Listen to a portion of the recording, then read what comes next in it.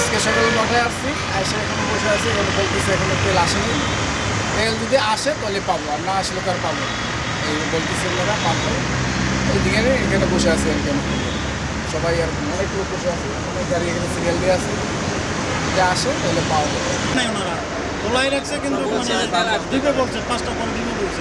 দেখি না অপেক্ষায় আছে। আসছেন কখন? আসি 10টার সময়। এসে কি কাউকে তেল দিতে দেখছেন? না, তেল নিতে দেখি না। ওরা বলতেছে গাড়ি আসবে দুপুরের পরে আসবে, বলছে দুপুরের পরে আসবে। এখন পর্যন্ত বসে আছে। এসে তেল দিতে দেখছেন? না, তেল দিতে দেখি না। উনি বলছে যে গাড়ি আসলে তেল দিবে। সবাই বসে আছে ড্রাইভার। আমরা তেলের জন্য আসছি, যেহেতু আমরা চাকরিজীবী যারা, আমাদের স্যার আমাদেরকে পাঠাচ্ছে তেলের জন্য। স্যাররা যদি বাইরে যাবে, সেক্ষেত্রে গাড়ির তেল না থাকলে তার বাইরে যেতে পারবে। তেল যদি না করি স্যাররা আমাদেরকে রাখবে না। যদি আমরা বলি পাম্প বন্ধ, তেল দেবে না, তাহলে কিন্তু তুমি চলে যাবে। আমার চাকরিটা চলে যাবে, দেশের সাথে আমি বেকার হয়ে যাবো।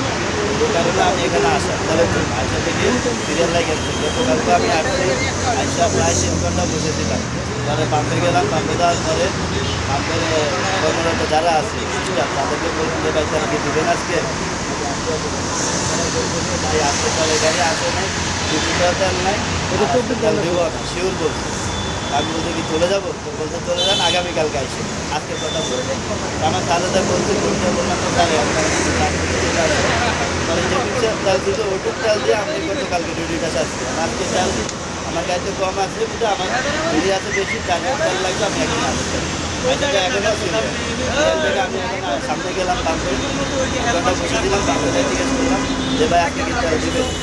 পাম্প কর্মরত ওনারা স্টাফ বলতে আছে যে আজকের তেলে গাড়ি যদি আসে তেল পাবে, তার জন্য নির্দিষ্ট কোনো টাইম নেই। আমি তো তেল কি আজকে দেবেন ছিল, সবাই আসলে দিব আর না আসলে নেই। আমাদের আর বলা আমার কথা যে সরকার তো বলতে পর্যাপ্ত পরিমাণ তেল আছে, তাহলে পাম্পওয়ালারা কেন তেল পাম্প করে দেবেন? আমাদেরকে কেন ভোগান্তি মধ্যে পালাবো? আমার এই প্রশ্ন। যে 3টার পরে দিব, আবার গেলাম বলে যে 5টার পরে দিব। এমন হচ্ছে গতকালকে আসছে 5-6 ঘন্টা সিরিয়ালে থাকার পরে 3টা বেজে গেছে। 3টার পরে বলতেছে তেল দিবে না। চলে গেছি, তারপরে শুনি 5টার পরে তারা তেল দিচ্ছে। এই যে আমাদের একটা হয়রানি করতেছে, আমরা আসতেছি যাইতেছি, আমরাও তো মানুষ, আমাদের তো হয়রানির শিকার হইতে হতেছে। ওদিক দিয়ে আপনার জ্বালানি মন্ত্রী বলতেছে দেশে পর্যাপ্ত পরিমাণ তেল আছে, তেল নিয়ে কারো চিন্তা করার দরকার নেই, তেলের কোনো সংকট নেই। তারপরে আপনার ওই যে কী বলে এটা বিওপি না কি জানি, ওনারাও বলতেছে ঠিক আছে, কিন্তু ওনারা বলতেছে ডিপো থেকে নাকি আমাদেরকে তেল দিচ্ছে না। তাহলে আসলে আমরা মানে কার কথা বিশ্বাস করি?